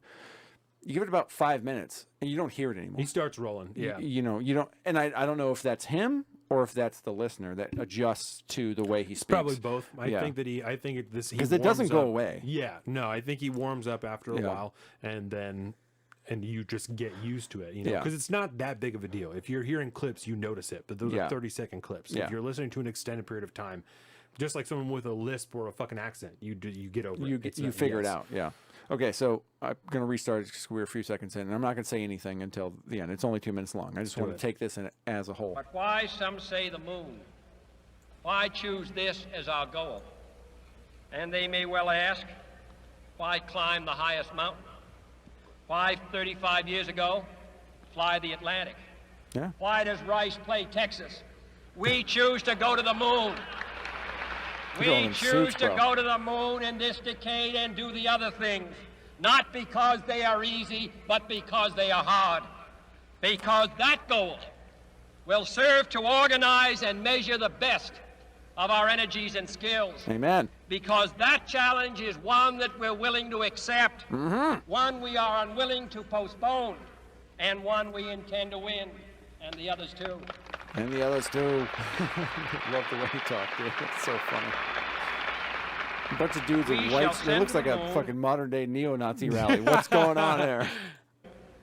240,000 miles away from the control station in Houston, a giant rocket more than 300 feet tall, the length of this football field, made of new metal alloys, some of which have not yet been invented, Oh shit. capable Well, of they've obviously standing been heat and invented. stresses, several times more than have ever been experienced, Mormons. fitted together with a precision better than the finest watch, carrying all the equipment needed for propulsion, guidance, control, communication, Elon's like, bitch, hold my beer. Yeah, less computer than your iPhone. food, and survival on an untried mission to an unknown celestial body, and then return it safely to Earth, re-entering the atmosphere at speeds of over 25,000 miles per hour, That's too fast, bro. causing heat about half that on the temperature of the sun, almost as hot as it is here today. Fuck the And atmosphere. do all this, and do all this, and do it right. That's and right. do it first before this decade is out. Then we must be bold. And this was the Like- age of American exceptionalism, which Bro. we were still capable and willing of living out, embodying this principle that we were born with as a nation. What he's talking about, the very concept that he's speaking to, and what he's saying is we are taking this exceedingly difficult challenge because we are uniquely qualified as Americans to accomplish this task. We are doing something we know will be exceedingly difficult, we know is near impossible, and we will fucking accomplish it because it is difficult, because we know we are qualified, because it will be the best test of our talents and our capabilities possible. That is why we're doing this, because we don't settle, because we shoot for the fucking moon and the stars beyond it as Americans. That's why we're doing this. And this is the shit that we don't hear anymore. We hear fucking Joe Biden in front of a bunch of trans people on the lawn saying these are the bravest people I've ever seen in my entire life, who during Madden Shane's he said, you've literally given out medals of honor. You've literally Yes. handed out medals of honor to people who have served and literally, as it says on the medal, gone above and beyond the call of bravery. And these people here are the bravest individuals you've ever met in your entire life. Yeah. These two human beings, JFK and Joe Biden, are not even comparable on any level in the slightest. The ideas that JFK embodied as president are something that we should all look for when we are trying to embody what our founding fathers instilled and fought and died for. This is what we should try and live up to, not what we have now. What we have now is a shadow of what a far cry of a history student would think that the nation should be. It's nothing. This is what America is JFK and this type of idea. It's not an ideology. It's not some type of propaganda. It's this is what we are capable of, and this is why we as Americans established our own nation. This is why we believed for so long that we were capable and qualified uniquely of westward expansion, of manifest destiny, even though it's fascist and racist, of going to the fucking moon before anybody else did. This is why we do those things. It's because it is fucking hard. And JFK was the type of person who, at the moment required, he could do that in 2 fucking minutes. You did it in less than that just now. It was pretty profound. It was very powerful. I'm very excited to cut that clip. It's gonna be a good clip. But I mean, at the end of the day, I wanted to point out a few things. Right? He never mentioned the Soviet Union. No. He never mentioned like the adversarial nature of we need to get this over on the other guy. We need to do this because they're bad. None of that. No, this was tapping into the true concept of American exceptionalism. Even the deepest anarchists could identify with that. A group of individuals banding together to prove the greatness that individuals can prove. And we did that shit. And like you said before, we did it with far exponentially less technology than we have today, Yes. which we might be able to well, Elon fucking he shoots up rockets all the time, blah, blah, we might be able to do. That did not exist back then. Right. Like the fact that When Apollo 11 Doing failed, that- they did the math on the window. word, and whether or not we actually landed on the moon or not, conspiracy theory all in itself. Yeah. That right there, that is there's no pro-government. There's no government involved in that. There's no geopolitical adversaries involved. There's no none of that. That is directly speaking to the spirit of what America is, what America should be. It's what Trump wants to be. Yeah, but he ain't, which sucks. But that's what he wants to be, and that's good on him for at least recognizing the fact that that's he's what it trying to is. embody. Yeah. Yes. It's not pro-government, it's pro-America. It's pro-America. We can do this as Americans. Yes. And that's we what- don't need a goddamn government to be Yes. Americans. That's what the appeal has always been to Donald Trump, and what continues to be to him is that Yes. he's not talking about he uses government tools to achieve those goals because he's not he's just a guy, so he's doing whatever he's doing. Yeah. But his messages are pro-America. They're not pro-government. They're not pro-globalism. They're pro-individual in America. That you can accomplish these goals because you are Americans, not because you're fucking Canadian or Mexican or any of that type of shit. It's because Yeah. you're fucking American. You know how I know this is as base as it is because Joseph was like America, baby. Yeah. That's what it was. Back when, as a nation, understood how special our nation is. Yes, we as a nation understood how special our nation was. Yes, and that's again, you can convince the deepest, darkest anarchist to be on board with all of this. This is good. This is good shit. That's how you tap into that shit. Very few people have been able to do that, man. Very few people. Joe Biden ain't doing it. I don't know if Trump could do it, but I know at least he wants to be that kind of person. But that's why we have JFK or RFK Jr. I think that's probably why RFK Jr. is getting the fucking speed he is at this point with all the don't be sorry, I didn't mean to show you that. You're not supposed to have any. There's no fucking spoilers here, bro. Looking ahead. Freedom will have to be paid for. There's only one currency that can buy back America, and its great Constitution that guarantees that freedom. He's talking about the has blood of patriots and granted- tyrants. tree of liberty needs to be watered from time to time. I Correct. believe that is what he is referring to. And you know, that it's, you get into like a whole kind of rabbit hole with where that conversation goes with the tree of liberty needs to be watered from time to time with the blood of tyrants and patriots alike, or something like that. But it's a very profound message, and I think it's a very pro-America message, to be perfectly honest, because there's one thing America does not abide, and that's tyrants, especially as America within the borders of the United States. We're not going to get into geopolitics and you know, tyrants abroad. That's a whole different concept, because they're not Americans. That's not where that stuff enters. Americans, you know, I said it before in this podcast, and I'll say it again, but like the best defense makes the best offense, or something like that. You know, that's when it comes to like national values and morals, and how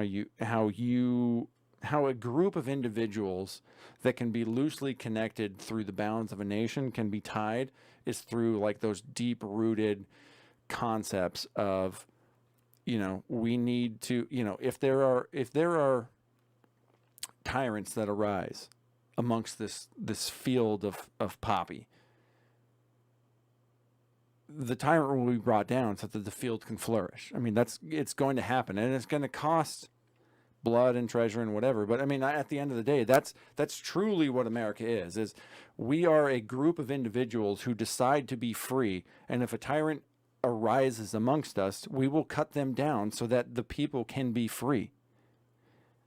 We have a serious problem these days because the group of individuals that want to be free have become the mere percentage of the population.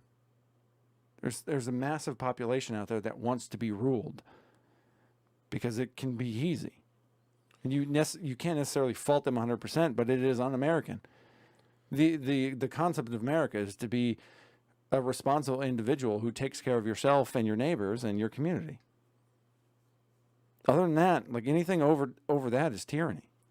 You don't get to decide. Nobody gets to decide what we as a community need to do to flourish. We can figure that out for ourselves.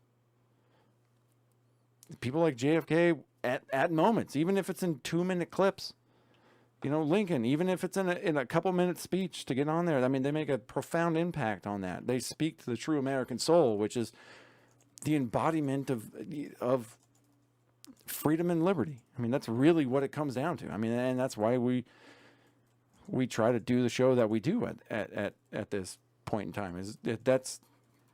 That's what is pro-America. It's freedom and liberty, and people fucking figuring it out, man. It's not always pretty. It's not always great. There's sometimes the fucking tree of liberty needs to be watered with blood of tyrants and patriots.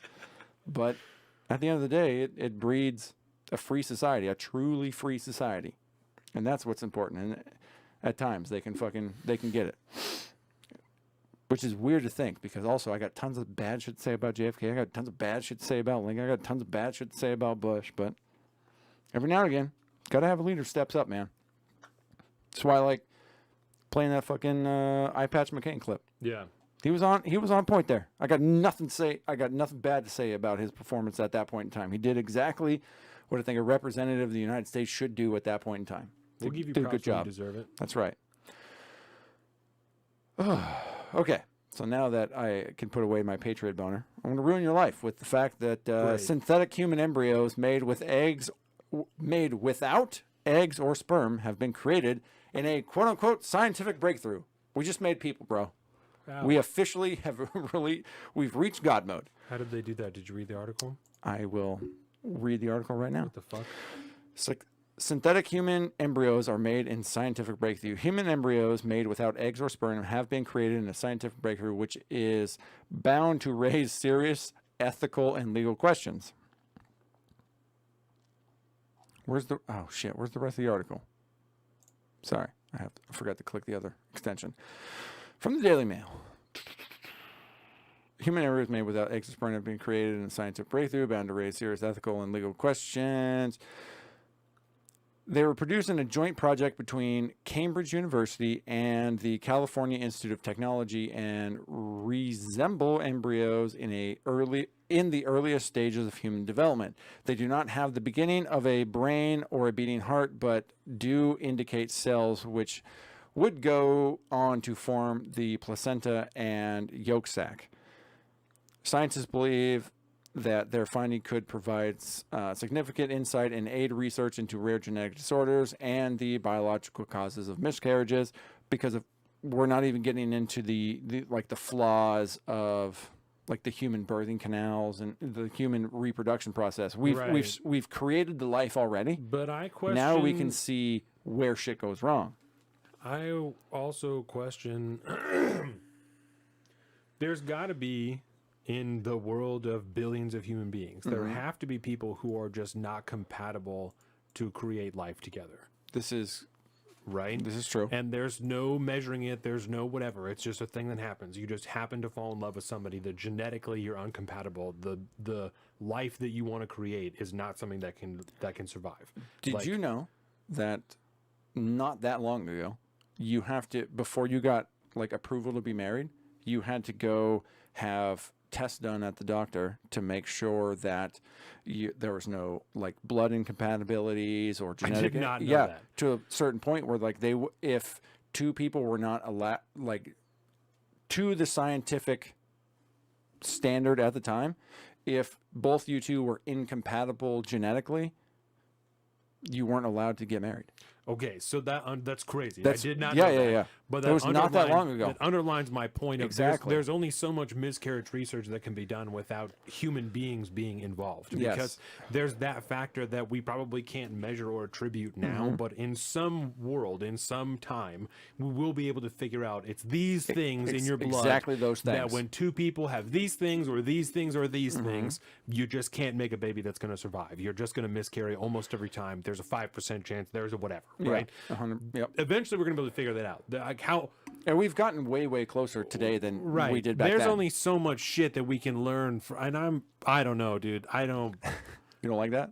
No, You that don't seems the like a fact bad idea. We're making non-real humans. Same deals. I get it. I understand. That seems like a bad idea. The same way that we're like, hey, don't clone things. This is the same thing as that. We only did it with like goats and shit, and they're still like, don't fucking do that. Don't. That's not cool. That's unethical. I can't tell you why, but it gives me a bad feeling in my belly. You shouldn't be doing that. This is the same thing as that. You shouldn't be fucking doing that. Do you remember? Did you listen to the podcast, the Joe Rogan one, with the guy that lives up in Alaska? He's got this big ice melt. He's got tons of property and shit, and he finds like hundreds of mammoth bones and all No, these but you different. told me about yeah, it. it's a wild ass shit. But they are currently right now. Sounds like eugenics. How do you decide which ones are not going to survive? Eventually, you have to kill off a bunch of embryos. You're like, fuck it. We're just going to kill a bunch of things that could potentially be life that we created.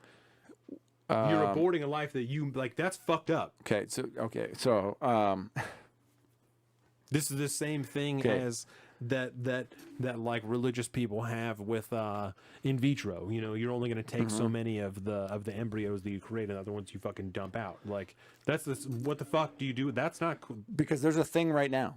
Like there was a story the other day. I forget. It's like, oh, it's cool. which It's like podcast I a was it's talking like a about, rat that we make because we made it in a lab. So it's not a fucking conflict of moral interest because we made it. So it's fine. So check this out, right? Currently, right now, there's a scientific process in which multiple Americans have done at this point a good deal, where they will.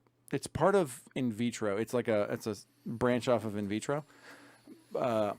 They will harvest an egg and a sperm, generally from a husband and wife, right? Who will want to have kids in the future, but not right now. And they allow those things to form and become embryos that will survive Yep. if put back into uterus. Yep. And then once they become embryos, they freeze them. Right. That's And an so there IVF are thing, people yeah. out there that have Yeah, and that's eight- what I was talking they about. have 8 to 10 essential potential babies Right, that that's are what I on was talking ice. about. And and they will, if they don't claim them, Right. They You don't take go one or two anywhere. and then they're gone. they're gone. Right. And the rest of them just die. It's the same thing. Right. It's very, very strange. There are people that we work with who are very religious who I have heard question that same thing. I'm like, that's immoral. Like, you shouldn't be doing that, And it's consistent with what their general ideology is. Like, Yes. that it's not inconsistent, so I understand. but also And I have I've- mixed feelings. I get it. I totally get it. Mm-hmm. This seems super bad. Like, It's usually like a jumping off point from the surrogacy debate. because I can already see the arguments being formed of like, well, now we don't need to subject people to human trials of drugs because, you know, we can just make fucking clones and it's fine. You know, Mm-hmm. this is like Star Wars, you know, 2023, where we're like, well, we can just make a whole army of people that we can use to do whole whatever clone we want. army, and it's bro. not a problem. You The know? Caminos are at And, yeah, work and we, here. and we have CRISPR, so we can make sure that they're dormant and that they're going to listen all the time, and that Yes. they can only get so smart and they only have certain skills. We can enhance certain skills. We can do all this. We can make sure they're not going to get these tropical diseases. Yep. Like, so we can send them to various parts of the globe because Babies to order, bro. I because want these this, ones- that, yeah, this, that, and the other these thing. super soldiers. I'm going to are- build me an NBA star as a child. Yeah. These super soldiers are already immune to this set of tropical diseases, so they can go to the Philippines and fight in whatever dirty, nasty war you want, and they're not ever going to get sick. It's going to Why be you totally guys got to fine. go super soldiers, man? Deborah's on your side. Because it's the fucking government doing it, man. Exactly, This is but- definitely I get that it's two institutes, but they're definitely funded by the government. This 100%. is totally a government. This grant. this has got what's that like black money research thing? DARPA. This is Yeah. DARPA. 100% is you DARPA. shouldn't be doing this. But also, that dude on Rogan from Alaska or whatever, he's discovering all these extinct species and that they didn't even know existed up there. That's a whole cool thing. Well, at the same time, for the first time in history, we are cloning a mammoth. Right. And so there's going to be a mammoth around. So let's take this concept of this synthetic human embryo being created, right? And we'll carry that over into the modern day implications of that, where we can essentially resurrect specific extinct species because we have their genome, so we can bring back the dodo bird. So I get it, right? Do we wanna fuck with that? The Jordan influenced part of me has serious hesitation about fucking with the natural order of the planet, right? I get it. If there are animals that have become extinct and For we reasons. didn't kill them, there's a reason. The buffalo, we did that. We totally did that. We fucked up. It's we fine. did We that, got bison right? now. It's not a big deal. I get it, like that type of thing. We fucked that up. Yeah. I get fixing a mistake that we actually verifiably made. Yeah. When you're talking about a thing that died way before we got here, there's Yeah. probably a reason you shouldn't be doing that. And we weren't alive a million years ago. Whenever the Mm-hmm. mammoths roamed the earth, I have no idea. We weren't alive then. We fucked with them. We don't know. Oh, so we whatever. You're like our We- ancestors. We as humans now in 2023, We ain't never as fucked with that shit. scientific human beings, we were not alive then. We did Yeah. not know. We do not know why they died. The events that precipitated that, the circumstances Mm-hmm. around that. There could be very good fucking reasons for that. If we overhunted them, which okay, let's take a throwback. Right when I was taking college classes in high school. I took an anthropology class that was way beyond something I ever should have taken. It was it was like anthropology 247 or something. Way beyond Way what any beyond. type of high school student should be taking. Okay, Professor So Donovan. we had to write a paper at the end of the year that was about just something anthropology. This you just Okay. had to pick a topic, right? So Okay. I picked the overkill theory, and it was the overkill Yeah. theory is that we hunted a bunch of these animals to death. Yep. A lot of mammoths. Right? Market That's a hunting, big we one. call Yeah, it, yeah. we did that. We killed them as our ancestors because we just overhunted the fuck out of them. Mm-hmm. So I wrote a 17-page paper on this because Ooh. I thought Where's that on the patch, bro? because it was supposed to be between 7 and 10 pages, and I thought it was supposed to be 7 and 10 pages single spaced, and it was supposed to be double spaced. Oh, that's So bullshit. when I double spaced, How can you write a paper? So I wrote like a 9-page single spaced paper, and when it was double spaced, it was 17 pages, and the professor was pissed. She was furious. I have to read 2 papers at a time Yes. for your one paper? Fuck Yes. She's like, and it's all be like, it says right here on the fucking syllabus for the thing. And I'm like, dude, I get high all the time. I know. I didn't. wrote, I missed Yeah. double space. My like, bad. I just wrote a 9-page paper. Let's give me a little bit of credit for Right? a 9-page single space paper. Mr. fucking underachiever Yes. Donovan in school, you should be proud of me, bitch. That isn't full of filler words. And she's this pissed? oh, she was pissed. Fuck Yeah. her. But That's I got, like a slap on the wrist at best. Bro, I said this, you misreading Yeah. this, but I'm glad you took the effort. I'm very glad I will intake this. And I will fuck 10% off your grade because you missed the details. You didn't Yeah. follow the details. But also, if the substance is good, you get solid B+. So 5 years later, I was very upset and in denial because the overkill 5 theory, years later. because the overkill theory was completely turned over. Like a bunch of people decided, they're like, "Oh, that's actually not true." And I had just written this super long paper about how it was totally true, and I was like, "I believe in it, and everyone should believe in it, and this is legitimate." And then all the scientists are like, "No, Nah, that's wrong. we changed our We mind, didn't sorry." do that." Yeah, at the time, it Yeah. was totally right. Oh my coherent. God. And then 5 years later, they're like, "No." Oh my god, So that's so funny. for like 2 years, I was like, "That's not real. That's not real. I don't agree with that. I'm very well I've done researched on my the subject. research, Yeah, bitch." I know what I'm talking about, and I can guarantee you, we definitely hunted them to death." I wrote a high school fucking paper twice Yeah. as long as it should have been, bitch. I Yeah. did so it was much a research college on this. paper. I was in high school. I was doing. That's right, I your- was doing your running AP start. AP shit. I was doing running start. So Yeah, I was same taking shit. the college courses. You were taking the AP classes. No. Classes at Olympic College, and they count for high school credit. Which is okay, yes. Yeah. Which is what an AP high school It's, like, class is supposed to be. be. It's supposed to like double up. Right.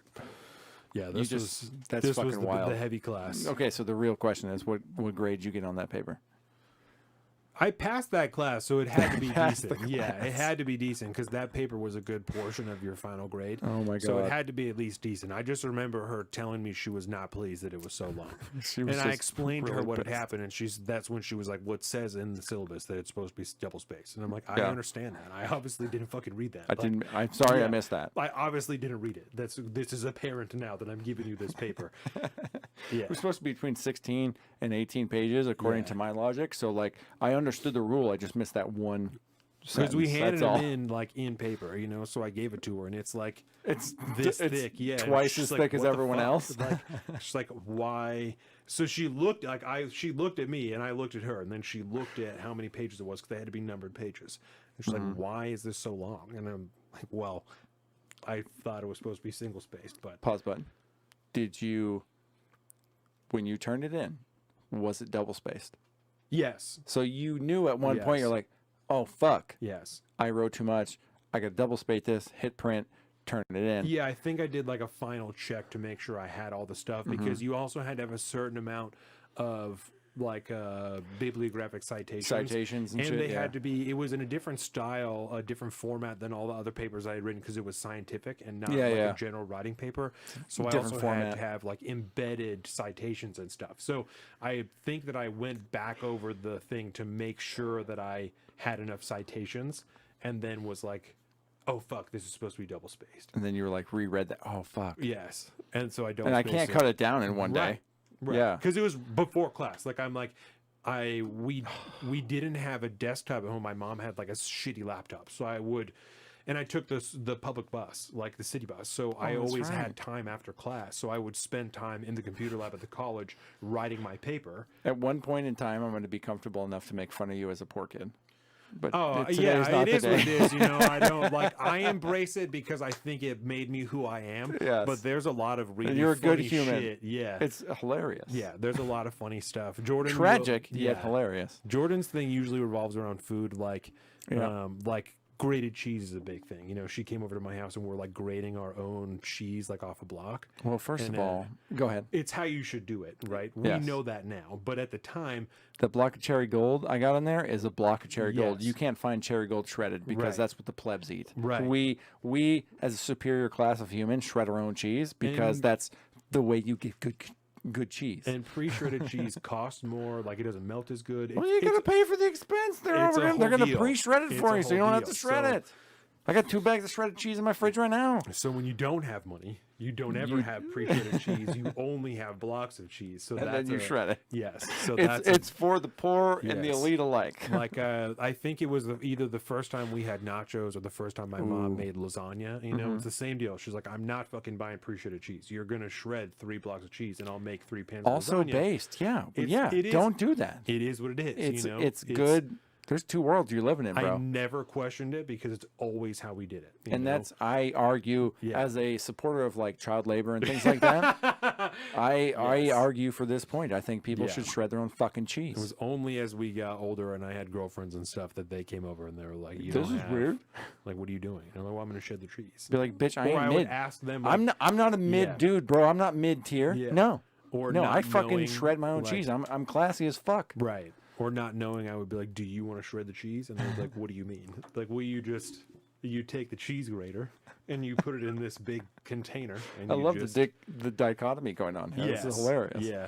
I told Tammy, I don't remember what she said to me. It was about how Yasko says my name. Because Donovan, you know? When, or Colin. Right, exactly. And so Tammy called me that in the kitchen I got the called other day. Drew the other day. She's losing it, dude. Yeah, it's a whole thing. So Tammy called me Donovan the other day when I was in the kitchen, and she laughed about it, and I was like, oh, I'm like totally used to it. And I was like, what do you mean? I was like, well, I was in high school, I dated like a ton of brown girls. And she said, really? And like, she was like very surprised. And I was like, yeah, I mean, like, almost exclusively. Like, I mean, I would have to count them up, but like almost Like my wife, exclusively. the first white chick I ever dated. She was shocked. Yes, I dated one other white girl right before I dated Jordan, and that She was highly problematic, that's I'm it. sure. That's the girl, dude. So this is the girl when I was trying to run away Best from grab bag all ever. of my problems that that's when I was going to enlist, and I like proposed to this girl and had like bought her a ring and the whole deal, and was like, I'm gonna enlist in the military and we'll get married and you can come with me to wherever I'm gonna be stationed at. Based. And she was like, oh, I'm totally into it. And There then, you go. And then after You could have been a baby daddy, bro. like a month after I proposed to her, she was like, I can't do this. She was younger than me. She like, And you proposed to her? yeah. Oh, I bought a ring out of the whole thing because I was working at the call center, and there Oh, was bro. a Navy recruiter who was living in my basement. No. And I was like, Oh, this is tragic. can you get me into like cool guy shit? And he was like, I can totally do that. And so he was running me through, I want to do EOD. He was running me through Special Forces physical PT qualifications. I was hitting the quals, bro. At the end of high school, I was hitting The teams, bro? I was hitting the quals. I You was trying be- to you be on the I was teams? trying to be in the teams, and I was trying to run away from my problems. So in Bremerton, you're like, you're like, what do? You join the military. I do know And that. we had the Navy recruiter renting in the basement, so it was just natural that That's fucking. was I like, did not know this. Yes, I'm so he's like, excited can about you get this. me in the teams? And he said, I can get you in the teams. And I was like, I'm fucking going, Bro. man. And We're going to the teams. and this all started in high school, and like Jordan and I's saga begins because I asked her to prom in our senior prom, and I was dating this girl at the time, Ariana. Classy lady. And Ariana was like, yeah, I'm cool with it. And then as the date closed, Also, she's she'd like, not have been cool with that. no, she's like, You "I'm married not." the other chick. Right. So as the date closes in, she's like, I'm not okay with this. This makes me very Good for uncomfortable." Ariana. So I had to tell Jordan, like, I can't take you to prom. My girlfriend's going to be really upset. So Jordan had to find a new date like 2 weeks out. You bitch. It was really bad. You're a bad person. And the best thing is that Jordan and I are still hanging out. Like, we're friends. She understands, it's like whatever. And so we're hanging out like 2 days. Jesus. She's going to ask another guy to go to prom with her. And she's working on this thing to ask him. Did she talk to you about who she's going to bring? Yeah, it was, and I didn't, it was a guy who'd already graduated. Like, it was just a Yeah. friend thing because her and I weren't going together. If And this is a movie, I'm making so- fun of you. so she was putting together this project to ask him to go to prom with her, and she's house sitting, and I'm sitting up with her. And also super kind of late sad, at night. Jordan, because he obviously already didn't have It's a really date to fucked prom. up. Yeah, it's really fucked up. This whole and story this is a movie. She's working on this project, and I'm sitting up with her. It's super late at night, and I'm like, I want to go to bed. Like, why are we still up doing this? Like, why did you wait so long to ask this dude to prom? And she looks at me, she's like, fuck you. She's like, "You Exactly. put me Yeah, here." fuck you, bro. Yeah. Jesus. And then Can we make this a Netflix pitch? This is a good movie. I want to It watch was this movie. maybe Jordan and I got together in October, and you graduated in like June. So it was 2 months after graduation that girl broke up with me. After I had proposed and like done all this That's stuff, and was fucked. like, Were you heartbroken? oh, I was crushed. I Yeah. was devastated. But- But that girl had driven a wedge between Jordan and I, so I wasn't hanging out with her anymore, right? And so the day that girl and I broke up, my homeboy Daniel was living with me at the time, and so him and I are getting fucked up. We got a bottle, and so we're sitting in my house, we're drinking, we're getting fucked up. Bad day, bro. Yeah, and he's like, "What do you want to do? Like, what do you want to do?" And I'm sitting there and was like, "I want to call Jordan."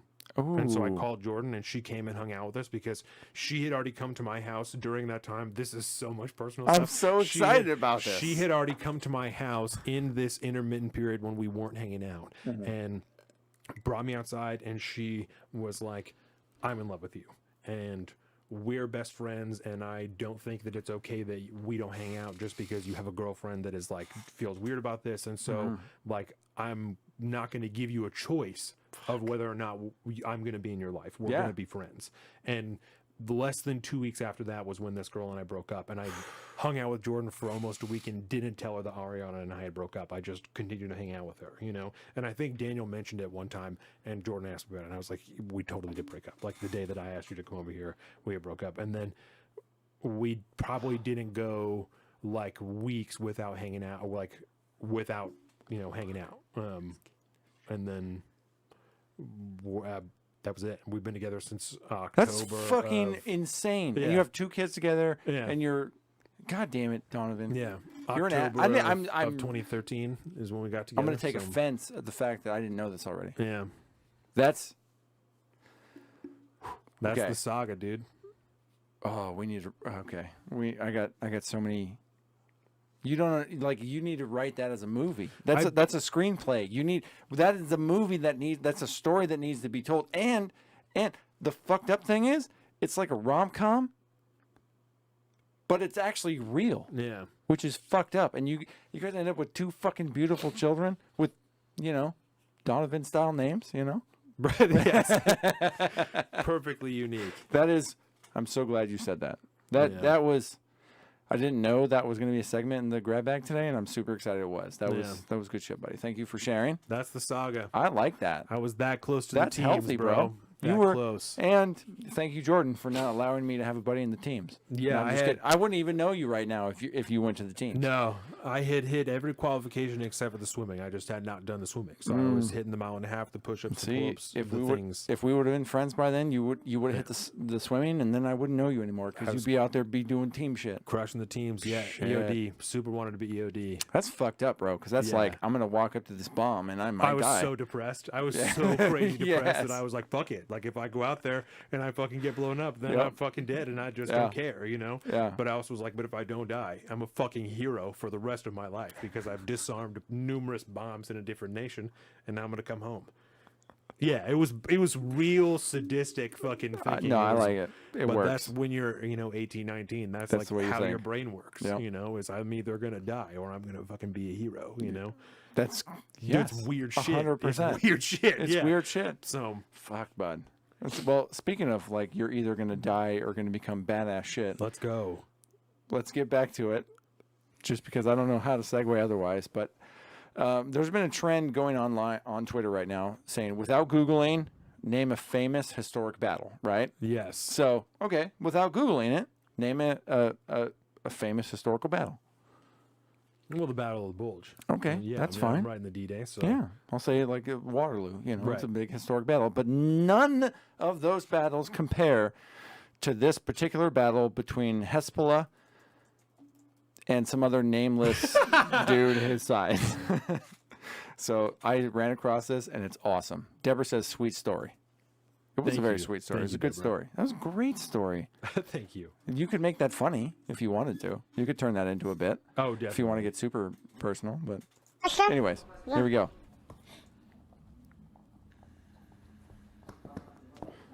I remember this. Do you remember seeing this? I Look at do look at the remember this. fucking look on Hezbollah's face, bro. Yes. I'm gonna fucking end you, bitch. Because they were going to fight, I think. Yes. And then I think the other guy backed out. I was like, come on.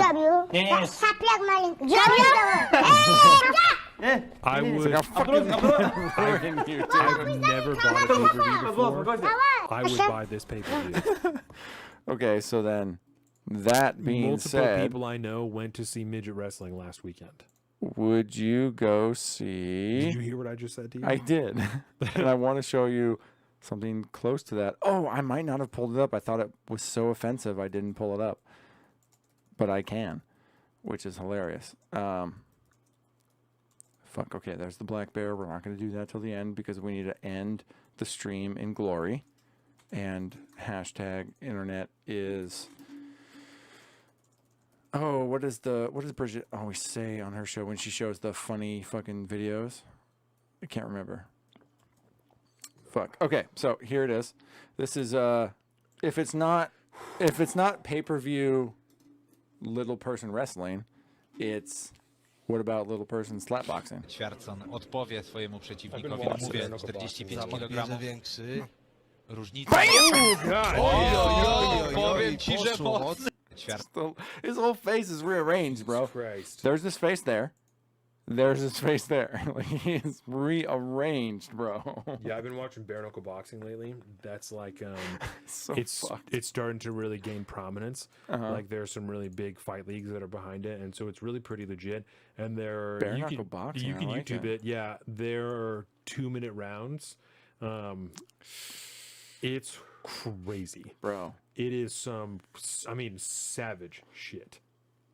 Because, like, there's an argument to be made in UFC about getting rid of gloves. Right. Because at that point, you punch harder, you do, different things. You Yeah, get I don't gloves think on. it's So, like, better. bare knuckle boxing, I don't think it's better. it's shit. It's that savage. We'll watch some when we're done. Okay. It's pretty crazy. Yeah. Okay, so this is a shameless plug, essentially, for YMH. Let's go. Because we're both YMH fans. And this is the trailer to their new It's show Lauren coming Compton. out. Okay. Lauren Compton, who is, I didn't know she existed until now, and she is, for fuck's sakes. Hello. So this is the trailer to the new show, which premieres on Tuesdays now. Let's go. On YMH Studios. So follow YMH, Your Mom's House, on YouTube, and you'll get access to all these shows. Donald and I quality watch content. them. We watch YMH Studios a lot throughout the week, and this is a new show I'm very excited about. And you haven't seen this Tuesday trailer, right? now. No, I have not. And every day but Tuesday until this comes out, because just pay attention and you'll understand that. So shout out Tom Segura and Mom Jeans, Yes. Christina Przinski. You bet I'm coming up in May. That's right. Welcome to another episode of First Date with me as your host, Dude. Lauren Compton. This show is to Legs find to out what days, it's like bro. to date the person Danny Brown? in the hot seat. Tommy? Are they dateable? We're going to find that out. I'm going to point out your red flags. track Here's with one them. right here. Oh, Can no! I just act like I couldn't see her? My guest is Danny Brown, Johnny Mitchell, Tom Segura. Do you have a sex playlist? Just put on like some Bjork. That's a good one. You asked me how many times I paid for sex. Well, it's mostly in pesos. So actually, yeah. I have some appetizer questions. Has a girl ever gotten you in a fight? How do you feel about open relationships? Do you get jealous easily? Have you ever had a threesome? Have you ever been embarrassed on a date? Would you ever date a girl with an OnlyFans account? Let's say you don't want to be with someone anymore. Do you give them a reason to break up with you? Like I remember one time a girl called me a bitch, but it was in a playful manner. But I never saw her again in my life. And she goes, I was Oh my offering God, I myself can't wait to you. And I was watch like, this. what? Oh my God. June I 20th. can't wait to watch this. This Tuesday, next week, the first episode of First Date with Lauren Compton is premiering on YMH Studios. So Oh, it's gonna be everybody, so good. please go see it, because it's going to be awesome. You don't even have to go anywhere. All you got to do is pull that bitch up on YouTube. That's going to be amazing. Okay. We'll just play this one real quick because it's hilarious. So this is exactly what's wrong with most people, is that they underestimate the power of Mother Nature. And I'm just going to say that and then play this. Yo, it just gets launched, buddy. It's blowing, it's blowing, it's real hard. Everybody's standing on the stanchions just to make sure that this giant canopy thing doesn't go anywhere. And then it lifts off, and some motherfuckers hold on. Oh no. Far too long. That's what I was dude. looking at too, was if Far everyone let too go. long. Oh, that's horrible. There's just the only, okay, so there's two dudes that have a really hard time right here. So a couple of these dudes wait way too long. There's a guy back here, I think, that lets go. Yeah, he lets go over here, and he's, God. I mean, he's up there, That's far. but he might be okay. Yeah, you won't die, but you'll get fucked up probably. The motherfucker's still holding on. He's not, it's not going to be okay. Because a standard building is like 8 or 9 look at feet tall. Look at the legs, bro. I mean, he's 20, 30 feet up at this Oh point, my and he's God. just holding on. And Like he's a, lost all a control. stud is 8 feet tall, and so we'll give him 9 feet on the building, and that guy is. He's at least. He's almost twice as high as the building. See, this motherfucker over here, he Oh, let off at the God. exact right time before he Yes. died. But still, Yep. he's fucking 6 feet up in the air. Yeah. He's 10 plus. That motherfucker 20 plus. Oh God. He's gonna have a bad time. He might get lucky, because as it goes on, it collapses over there. So who knows what really happened? But my guess is You probably get more fucked up if you just hang on. he probably didn't have a good night that night. That probably would have been real bad. So That's you know, horrible. if the wind blows, don't hold on to the Oh, canopy. that's bud. horrible. It's a whole thing.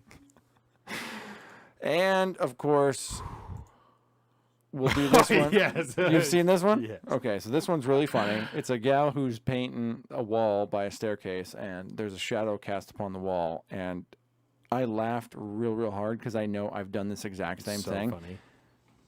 The shadow looks like a discoloring on the wall.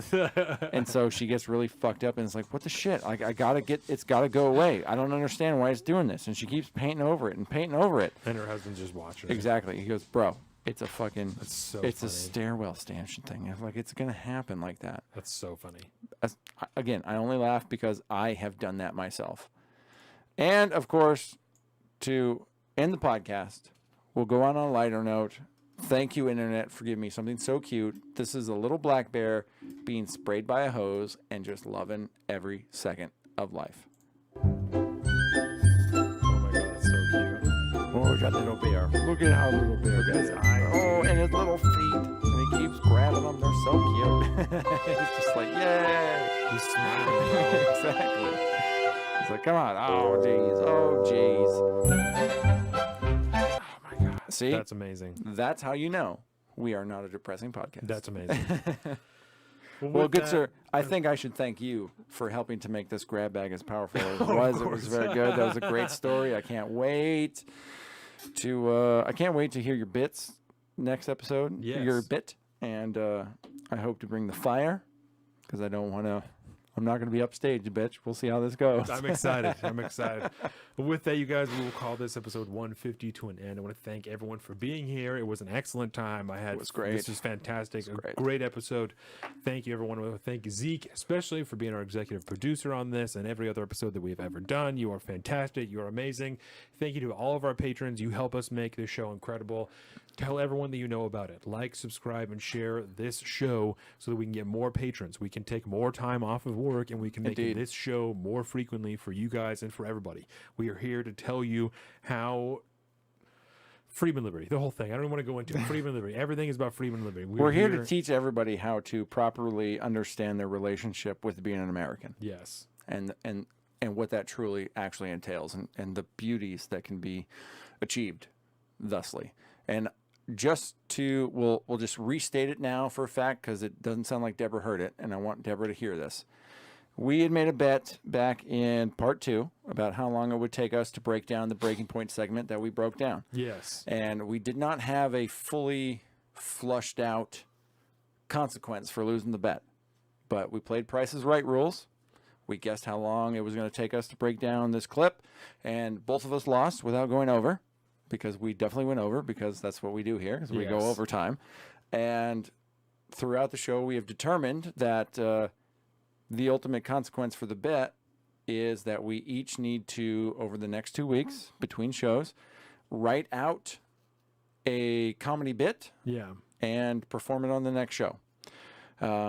Which part that will be, it will definitely not be part 1 because we need to get liquored up. It'll probably be part 4. I think we talked about that, the right? grab bag. So we'll do that. I think probably opening the grab bag. We'll just Right. open it with the bits. We'll do that. So that's the bet. That's what we're going to do. God help us. I like it. So there you go, Deborah, and anybody else that's listening. That's going to happen. So we will see you guys in 2 weeks for episode 151. We'll It's be gonna be great. covering, the goings on of the last 2 weeks. It's going to be fantastic. Thank you guys again for everything. Go to saltofthestreets.com for everything you see here. Patreon.com/saltofthestreets. And of course, our personal social media. I am at Salt of the Street on Twitter and at alpaca_Donovan on Instagram. And Colin is at Big Bird Offie on both of those things. Thank you guys very much. Be safe. We love you. Live free. And we will see you in 2 weeks. To the salt of the streets, coming at you every week with this food for thought. Hope you ready.